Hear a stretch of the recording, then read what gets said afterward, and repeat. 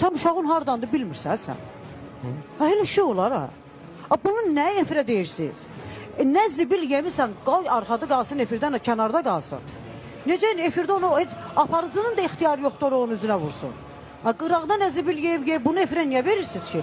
Cavan yetişən uşaqlarımız var, evlatlarımız var.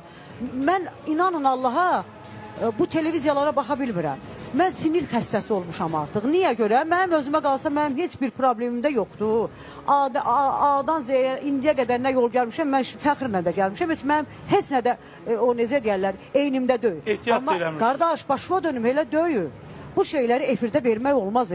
Bu filankəsin ərindən filankəsin uşağı filan. Belə şeylər eləməzlər. And olsun Allahın izzət-i cəlalına ki, xalq pozulur.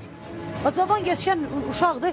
Bunun ağlı da lülamayadır, heç bilmir dünyada nə var, yox. Bunlar elə başa düşür ki, belə də dünya olar. Azərbaycan əxlaqsız deyil, Azərbaycanın elə oğlanları, elə qadınlar var ki, and olsun Allah, xanımlar belinə bağlayar, nətər gələr o, nətər avtomatı